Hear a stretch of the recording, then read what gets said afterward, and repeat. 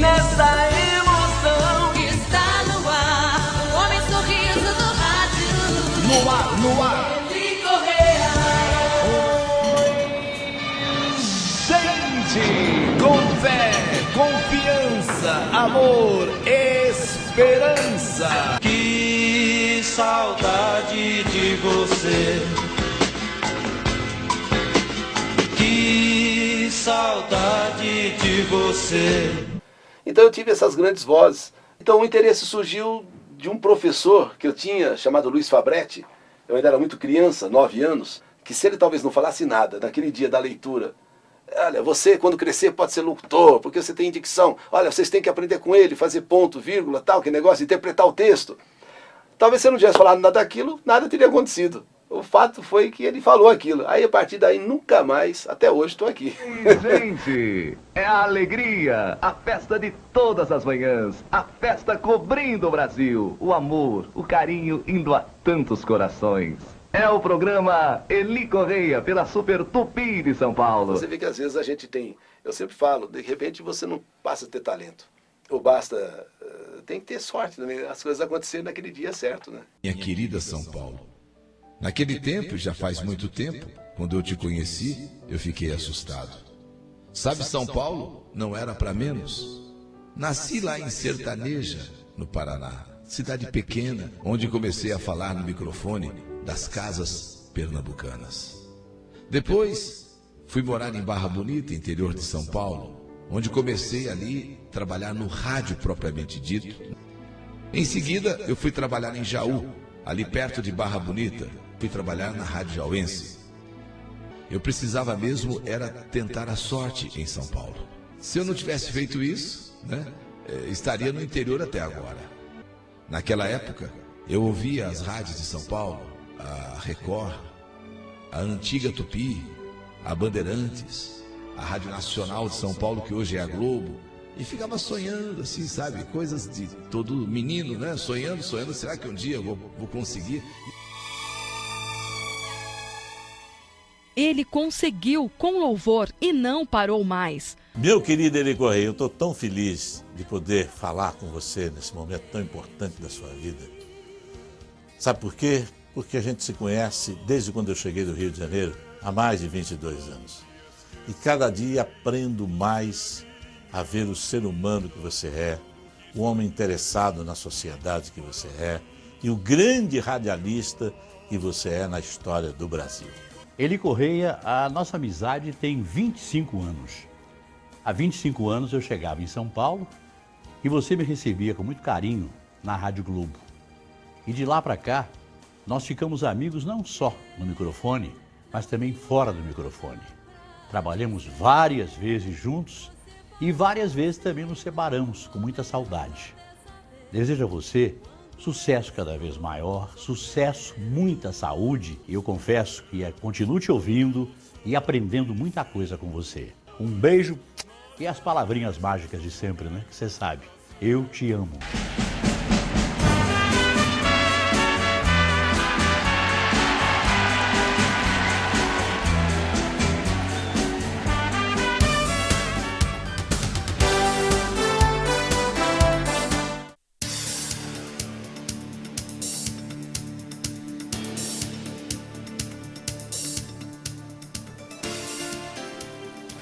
Muito boa noite, meu amigo, minha amiga. Nosso encontro de todo final de noite. Nosso ponto de encontro, programa Ponto de Equilíbrio. Acesse nosso site www.programa.deequilibrio.com.br. Lá você pode sugerir, criticar, acesso ao Facebook, ao YouTube dos programas já apresentados.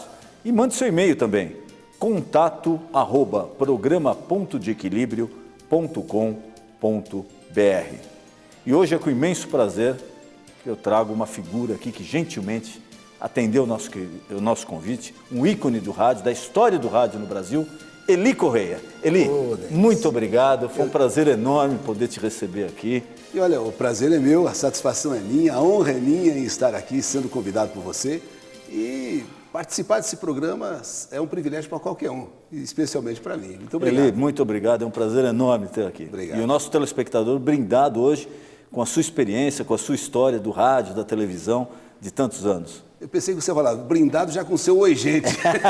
Bom, oi, gente! É isso aí, isso eu já ia te pedir logo no começo. Aí, se tinha alguma dúvida, não, esse aí é o Eli Correia mesmo. Sabe que associa a pessoa, né, Eli? Para todo mundo que eu falei, que hoje você era entrevistado aqui, quando eu falava Eli Correia, 100%, oi, gente! É um negócio impressionante, como marca. Quase que uma identidade minha. Eu, logo no começo, quando eu comecei no rádio, e comecei a fazer esse bordão que eles falam, né, de oi, gente, o pessoal falava assim, olha, é um cara no rádio que é aquele que fala oi, gente. Aí todo mundo já sabia. Enquanto falavam do cara do rádio, como é que é mesmo? Aquele lá, não, aquele que fala oi, gente. Aí o pessoal já, esse eu sei quem é. Oi, gente, eu sei. Depois aí, mais tarde, associaram o nome Eli Correia ao oi, gente. Então hoje, o pessoal, Eli Correia é aquele do oi, gente, então tá tudo bem. E a história do rádio brasileiro se confunde com você, né, Eli? Porque eu tive o prazer aqui de receber também a Vida Alves, que é uma lenda viva, né? Sim, da história da televisão brasileira. Total. Um beijo, Vida. Aliás, foi a primeira a dar um beijo. Um beijo numa novela, primeira novela. Walter Foster.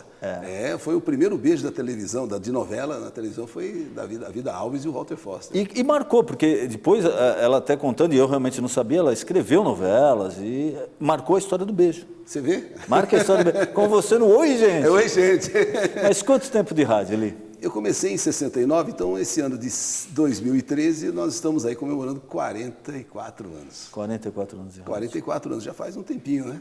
Já faz um tempinho. Comecei no interior, na verdade, em rádio em Barra Bonita, uma cidade do interior de São Paulo, perto de Jaú, ali naquela região ali de Botucatu, e no rádio. Mas antes até, eu sou do Paraná, e lá no Paraná eu trabalhava numa loja de tecidos, onde tinha um serviço de alto-falante. E eu ficava olhando para aquele serviço de alto-falante, tinha o quê? Uns 13, 14 anos. Falava, um dia ainda vou falar nesse microfone.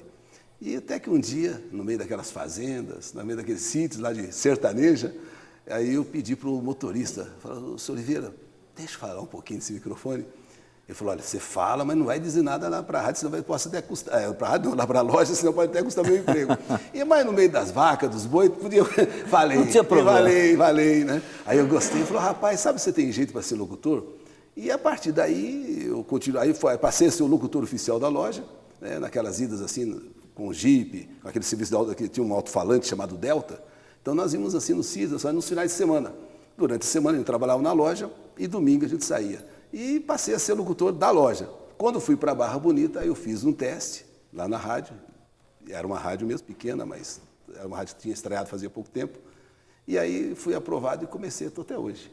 Mas o papel da rádio, né? Eu conversava isso também com o Gilberto Barros aqui, que começou no rádio, na entrevista dele. Há 40 anos atrás, o papel de uma AM era de uma importância, assim... Total. Enorme. Enorme. Na cidade, no estado. Era o AM realmente, que era o rádio, né? E era o rádio ouvido, era o rádio que fazia sucesso, era o rádio que era... Quem informava era o rádio AM, realmente, com suas grandes emissoras. E nós tínhamos um prestígio muito grande. Assim, eu ainda não, porque eu ainda estava começando. Mas quem era do rádio já tinha assim, uma história, era uma pessoa que tinha prestígio na cidade e aquela coisa toda. E hoje ainda o radialista continua forte, porque o veículo rádio continua sendo importante. Embora outras mídias tenham surgido, né? A televisão hoje, indiscutivelmente, até um dia eles estavam comentando, antes, onde você encontrava um rádio, você encontra a televisão. Você vai numa padaria, você vai numa barbearia, você vai em qualquer no boteco, está lá a televisão. Num restaurante, numa pizzaria. Quer dizer, o lugar que era do rádio hoje é da televisão. Mas o rádio não perdeu ainda a sua importância e não vai perder nunca. Então, na verdade, o rádio era quem comandava realmente tudo naqueles... Até o comecinho dos anos 80, que eu acho que aí começou a dividir com o FM. O FM trazendo um novo som, ele começou a ter assim uma importância nessa qualidade técnica da transmissão. Isso, a qualidade técnica acabou se impondo, e a princípio em termos musicais, né? Então aí quem ouvia música pelo AM começou então a optar pela música no FM, pela qualidade. E quem era do AM, como no meu caso, teve que começar a fazer alguma coisa diferente, que foi aonde eu entrei então no serviço, que até então não havia isso no nosso programa, mas passei a ter informações, prestar serviço, e essas coisas que já não se fazia normalmente. E então passamos a ocupar um espaço também aí já diferente no AM, já não mais aquele cara musical, que o musical passou a ser do FM definitivamente. Evolução, É um fato gozado, né? Porque eu sou do tempo também, quando eu comecei a trabalhar em televisão, não existia ainda a TV a cabo. Quando veio a TV a cabo, todo mundo falou, olha, vai acabar a televisão aberta. É verdade. Vai acabar. Na FM aconteceu algo parecido, né? No AM, quando veio o FM, veio o FM, vai acabar o AM. AM. Mas a AM, eu acho que ela foi esperta, ela se adaptou a uma nova realidade. Teve que se adaptar, né? Teve que trazer uma nova... Sair da música, exatamente. Né? A música passou, no meu caso, ainda até hoje continua sendo um acessório importante. Mas não a espinha dorsal do programa. O programa em si é informação, é prestar serviço, é alegria. E música também. Antes não, antes era um FM, só que no AM. Aí depois, quando chegaram do FM, tive que migrar para outras coisas. E graças a Deus que eu não fui assim daquelas pessoas assim radicais, né? Quer dizer, é para fazer alguma mudança, é para começar... Tem que evoluir. É para começar a fazer algumas mudanças, então vamos começar a fazer. E foi o que realmente me trouxe até aqui, acredito eu. Mas e a sobrevivência eu te pergunto da sobrevivência pelo seguinte, os donos de AM, principalmente de AMs, assim, em cidades pequenas do interior, eles reclamam muito que não tem mais como subsistir financeiramente, que está muito difícil. A concorrência da FM, da TV a cabo, da internet, que isso daí é uma onda que está varrendo todo mundo. Muito embora a internet, ela veio para acrescentar, eu acho, roubar alguma coisa, sim, mas ela também acrescentou ao rádio. Então hoje você pode estar, acontece até com uma certa frequência, você receber ligações do Japão, da Inglaterra, da Itália, dos Estados Unidos, de pessoas que estão te sintonizando através da internet. E a onda curta tinha essa função, né? Antigamente, onda curta, o pessoal ficava em outros países. Eram as ondas médias, ondas curtas, né, de 25 e 49 metros, aquela coisa. Algumas rádios ainda mantêm onda curta até hoje. Até hoje. Mas eu acho que a internet, por incrível que pareça, ela soma, ela acrescenta. O que nos atrapalha realmente hoje é a qualidade técnica, que o AM precisa realmente melhorar. Ou ele se associa a uma FM, ou ele espera vir aí uma decisão governamental que logo dizem que virá, não sei se virá mesmo. Me parece que é transformar o nosso som num som de qualidade. Né? Pelo projeto, pelo que a gente acompanha aí, parece que a ideia do governo é transformar as AMs vão passar a ser FMs. Exatamente. Vai ficar todo mundo num dial só. Exatamente. Essa aí seria a grande saída artística, financeira, né, para o rádio, porque independente de AM ou FM, o rádio, você sabe, é o primo pobre da comunicação. É o que recebe a menor verba, é o rádio. E o AM ainda um pouco menos, tirando as grandes emissoras. Então, é natural que no interior as emissoras sofram realmente. Primeiro que aquele comércio da cidade, às vezes, não consegue manter tantas emissoras de rádio e televisão, porque, obviamente, você pega, por exemplo, São José do Rio Preto, é uma cidade grande, mas você não pode ver somente dali, então tem que ser aquela região. Aí vem televisão todas, rádios quantas, então é complicado, o bolo publicitário acaba sendo pequeno para tanta... O bolo é o mesmo, parece mais gente para comer, né? Exatamente, e o AM sofre com isso, evidentemente, né? E aqueles velhos bordões que tinha, Osmar Santos, que marcavam, né? E hoje em dia a gente não... O que eu sinto é que o rádio não consegue mais viabilizar novos nomes. Assim, nomes que possam realmente marcar. Infelizmente, é uma pena, porque esse rádio era feito no interior. O interior era o celeiro, vamos dizer assim. Como era em São Paulo como é que é a Vargem, né? Aqueles jogos de... Várzea. Vargem grande, outra coisa. Várzea. Então aquilo era o celeiro dos jogadores. O interior seria o celeiro dos artistas de rádio.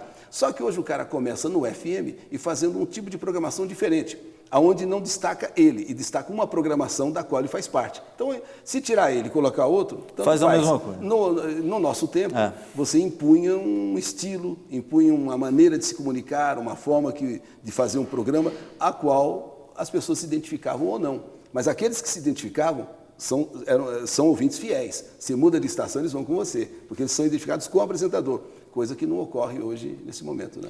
Na história do rádio ali, quais os fatos que te marcaram? Que você fala, pô, isso daqui, olha, posso trabalhar mais 20, 30, 50 anos, eu não vou esquecer disso, ou desse fato, ou dessa data, ou dessa pessoa. O que te marcou na tua carreira do rádio? Olha, claro que ao longo de 40 e tantos anos, muitas coisas aconteceram. A morte do Tancredo, a morte do Ayrton Senna, a vitória... Mas da morte do Tancredo todo mundo fala, né?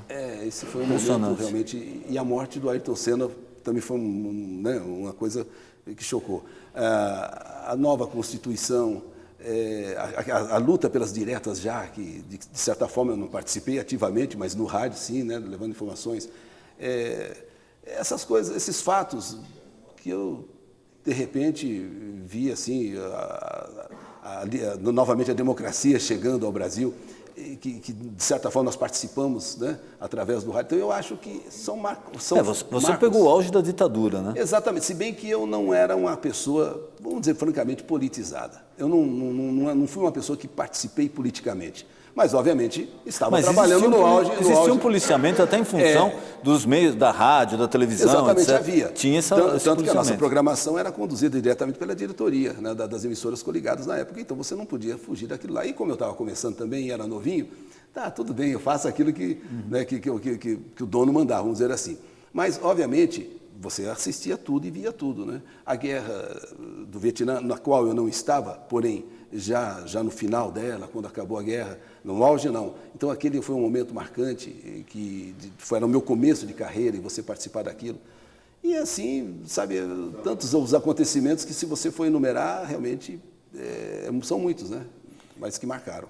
E essa moçada que começa agora, que está na faculdade, que ainda gosta do rádio, que tem aquele amor meio platônico, né, em cima da história do rádio, do locutor de rádio. Que conselho que você dá para ele? O que esse jovem que pretende trabalhar no rádio vai enfrentar pela frente? Na verdade, primeiro, uma dificuldade de trabalhar. Esse é um fato, é uma realidade. Não existe assim uma oportunidade de trabalho escancarada. Então, é uma dificuldade. Você vai ter que ser uma pessoa que tem que, a princípio, já se conformar em não ganhar muito. Pelo menos a princípio. Depois, você ter que ocupar um espaço não é tão fácil, porque você vai ter que trazer alguma coisa nova, não só como conteúdo, mas você próprio também deverá ser uma pessoa que se destaque. Uhum. Então, você vai ter que ter talento, vai ter que ter boa vontade, vai ter que ter dedicação e uma boa dose de sorte. Porque dizer assim que o mercado... Eu até vejo a televisão com mais facilidade do que o rádio. A televisão... Porque você pega um programa de televisão, quantas pessoas participam de um programa de televisão? Pegam de rádio, 2, 3 pessoas. Então, no rádio, eu acho muito mais difícil. Não, a instalação física do rádio. Então, eu lembro do rádio de 30 anos atrás, de agora. É um estúdio... Uma sala de 2x2, está montado, acabou. Então, eu acho que, em termos de rádio, as pessoas podem até sonhar, e é legal que sonhem, e pode até ocupar um espaço, mas tem que ter uma certa cautela nesse sonho. Porque não é tão fácil, assim, às vezes as pessoas muitos alunos de várias faculdades vão lá na rádio, ou entrevistar a mim, ou conhecer a rádio. Eu olho para elas assim e torço muito por elas, mas não é tão fácil você vencer. No rádio em particular, não é tão fácil, não. Agora, a televisão me parece um universo muito mais, né, extenso, né? Poxa, 1000 situações, cada programa é 20, 30 pessoas no mínimo, né? Então eu acho que a televisão ainda deve ser um mercado, a princípio, na minha opinião, muito mais abrangente. O rádio já é mais resumido. A tua trajetória no rádio, conta um pouquinho pra gente. Você falou que você começou na época. Quais as emissoras que você trabalhou? Eu comecei aqui em São Paulo. Na verdade, eu cheguei em São Paulo naquela tentativa que todo mundo faz. Vou para São Paulo, eu vou para a capital. Na verdade, eu vim para trabalhar na estação rodoviária Júlio Prestes. Em Jaú, tinha uma pessoa lá que era amiga de um locutor da estação rodoviária ali na Júlio Prestes. Falou, olha, o Cipolinha está saindo e vai sobrar uma vaga. Vamos lá, você vai trabalhar lá. Então eu vim um dia e falou, não, estou confirmando mesmo, falei com... Mas qual era o trabalho? Era anunciar a chegada e saída de ônibus. Mas eu estaria em São Paulo. Mas eu estaria pelo menos em São Paulo, né? E eu trabalhava na Rádio Jauense. Nessas alturas, eu já tinha saído da Barra e estava na Rádio Jauense. E em Jaú, aquele cara ali que trabalhava na agência de ônibus, né? Vendendo passagem, falou, olha, eu conheço o Cipolinha lá da estação rodoviária, ele está deixando lá. Você não quer trabalhar no lugar dele? Já está em São Paulo. Pelo menos domingo já estava em São Paulo. Falei, topo. Aí nós viemos, acertamos. Quando eu cheguei uma semana depois, ele falou, não, eu decidi, não vou sair mais. Rapaz, eu estava com a minha mala, uma malinha vagabunda, 2, 3 trocas de roupa ali dentro da mala. A minha mãe ainda fez um bolsinho de dinheiro, assim, falavam para mim que... Capital é perigoso, na cidade grande. Você menos eu, o dinheiro já foi. Então ela me fez um bolsinho aqui por dentro, eu coloquei 2 notas de 100 aqui, e toda hora eu passava a mão, o dinheiro continua aqui. Aí cheguei lá, o cara falou que não ia sair mais. Eu falei, meu Deus, e agora? Eu não vou voltar mais para o interior, pô. Já me despedi de todo mundo, agora eu vou ficar por aqui. Aí então eu fui visitando de emissora em emissora, quando eu cheguei na Rádio São Paulo, que era a rádio líder da rede da qual eu trabalhava lá no interior, mas não vim com esse objetivo de trabalhar nela. Mas cheguei até lá, depois de ter ido em umas 2 ou 3, estava no finalzinho já do dinheiro, acabando tudo.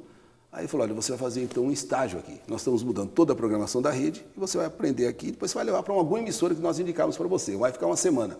E todo dia você recebe um dinheirinho. Para manutenção. Manutenção. Falei, bom, eu vou pegar esse grana e quando chegar uma semana eu não vou, porque eu vim agora para São Paulo, não vou mais embora de São Paulo. Venceu uma semana, aí aconteceu um fato que eu acho que foi o que marcou. O Antônio Pimentel, era um dos maiores locutores na época, ele narrava novelas na Rádio São Paulo, que era a rádio das novelas. E ele Vida Alves falou das rádios novelas, é uma maravilha, exatamente. Né? O Antônio Pimentel simplesmente um dia abandonou. No finalzinho do meu estágio, vamos dizer assim, ele abandona lá e foi embora. E aí eles precisavam de um locutor da rádio para subir para narrar as novelas, que era no 7º. E com isso aí sobrou uma vaga. E eu fiquei, de bobeira, de repente comecei a ficar, e fui ficando, e estou até hoje. Aí em 73 eu mudei para a Rádio Tupi, onde tinha ali um diretor, o Caio Gadia, depois falecido. Aí eu fui para a Rádio Record, em 79, em 82 para a Globo, 85 para a Record, depois 90 para a Globo, 94 de novo, aí fui para a Capital, em 98 para a América e depois voltei em 2002 para a Capital, onde estou até hoje. E FM? FM eu fiz uma vez. A mosquinha nunca te picou? Aliás, o FM seria quase que uma coisa natural você fazer. Hoje seria mais do que nunca.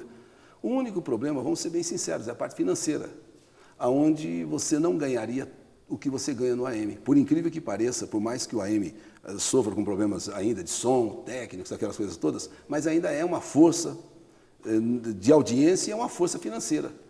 No caso, já o FM, você já não pode almejar um faturamento maior, por causa de uma série de coisas. Então, eu nunca migrei para o FM por esta condição, de que ainda não estaria, talvez, ganhando o quanto eu ganho no AM se eu fosse para um FM. Então, mas eu fiz uma vez um trabalho, a Rádio Globo, eu estava na Rádio Globo, e a Rádio Globo tinha uma rádio FM que foi colocada como Rádio X. Então, nós saímos do estúdio da Globo e entrávamos na X. E essa X, na época, chegou até primeiro lugar, que foi feita uma programação popular, e entre os populares estava eu, e mais alguns outros nomes. E a rádio foi... Então, eu acho que existe um espaço dentro do FM de um rádio popular como o que a gente faz. Eu acho que existe esse espaço, porque a Globo, na época, através da Rádio X, provou que havia essa condição. Qual o tipo de público hoje do AM? Vamos pegar o seu programa. Qual é o perfil de quem escuta seu programa, quem acompanha o programa? O perfil seria uma classe, seria uma faixa etária dos 40, 45, vamos dizer, geral, né?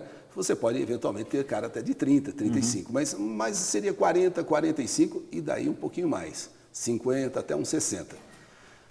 Essa seria a faixa etária. O público que nos ouve é um público mais simples, é um público, sabe assim, vamos dizer, não é mais simples no sentido, ele tem condições. Mas é menos sofisticado. Menos sofisticado, vamos dizer assim. É essa classe social da onde a gente veio e com a qual a gente se identifica. Então, não é uma classe rica. Obviamente, eles não estão me ouvindo. Mas existe uma faixa boa de ouvintes, dessa faixa média, vamos dizer assim, né? Seria aí uma classe BC. Um BC aí, você consegue chegar nela. E tanto é que os resultados publicitários são bons.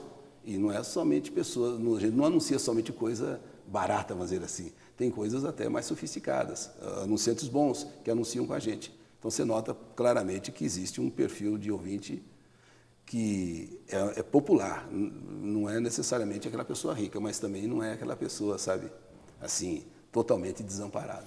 E o dono da empresa, como ele trata? Porque o dono, de repente, ele tem uma AM, tem uma FM, eu tenho também uma emissora de televisão. Conscientemente, como é que ele trata a AM? Ele ficou meio assim como, não, é AM, mas eu vou primeiro resolver o problema da TV, depois da FM eu vou para a AM, ou não? O nosso dono da emissora, ele não pertence ao meio, assim, nem de rádio, nem de televisão. Ele é dono da rádio por uma questão que ele gosta de rádio, e há muitos anos atrás, ele já era sócio dessa emissora, junto com o professor Edivaldo, da FMU, e depois comprou essa participação, né, do professor e se tornou dono sozinho da emissora. Mas ele não tem assim uma ligação direta com o rádio como meio de vida. Ele gosta do rádio. Ele talvez tenha crescido e nascido e ficou até muito rico em cima do rádio. Isso acho que ele reconhece. E talvez até por causa... E ele dá um valor muito grande para o rádio, e especialmente o AM, por incrível que pareça. Mas ele só tem essa emissora e uma outra em Belo Horizonte, que fazia parte de uma rede. Depois ele acabou... Rio Grande do Sul ele vendeu, Curitiba ele vendeu. Então, na verdade, então, ele é uma pessoa que tem o rádio mais como, não vou dizer um hobby, mas uma coisa assim de gratidão ao rádio. E ele valoriza o rádio. E o futuro da AM? O que você acha que vem por aí? Eu acho que o rádio ele vai ter que sofrer, obviamente, e vai sofrer uma mudança técnica, né? Ele vai ter que sofrer. Eu acho que rádios como a nossa, que são as rádios mais potentes do Brasil, o dono não deve se desfazer delas, em absoluto. Elas são rádios importantes, como o rádio em si, e também importante para a população. O que deve se fazer é lutar para que esse avanço técnico chegue logo, para que essa tecnologia melhore realmente, como hoje temos HD, a televisão, que chegue logo a digitalização do rádio, para que nós possamos usufruir o máximo que a gente pode usufruir, porque o rádio pode muito mais do que ele é, do que ele está oferecendo hoje. O rádio AM. Ele só precisa dessa técnica, dessa tecnologia um pouco mais evoluída chegar. E acredito que deve chegar. Ou então a rádio se associa com a FM. Compra um FM e coloca junto em cadeia.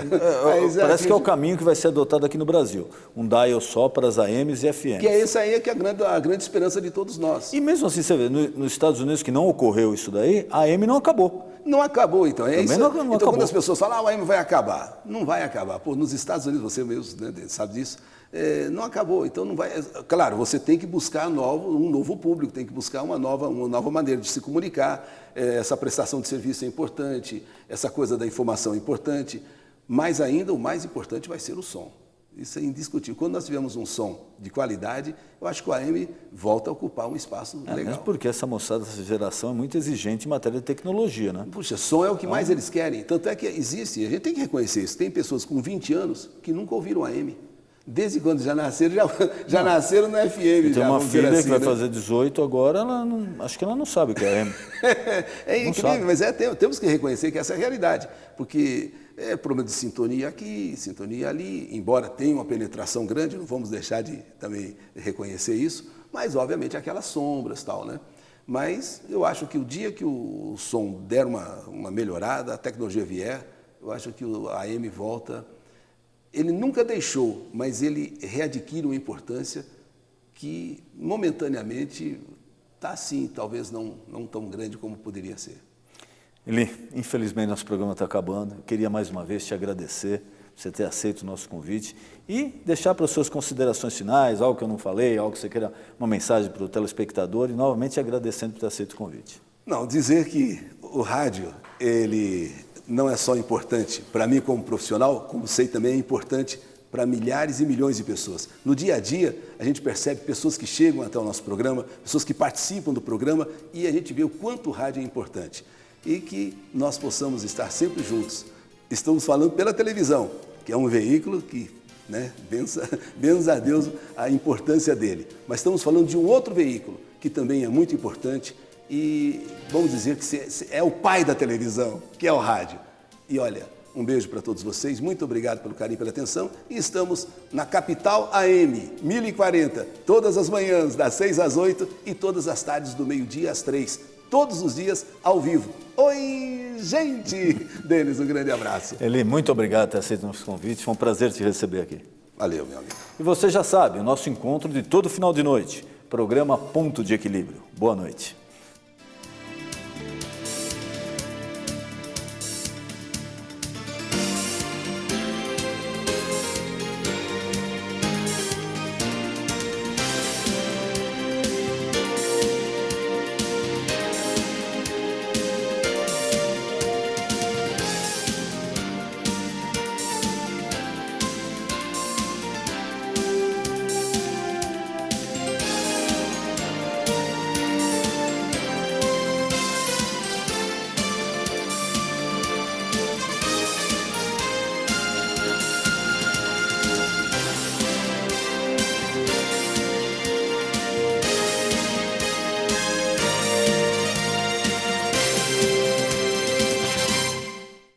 Tchau, gente. Tchau, gente.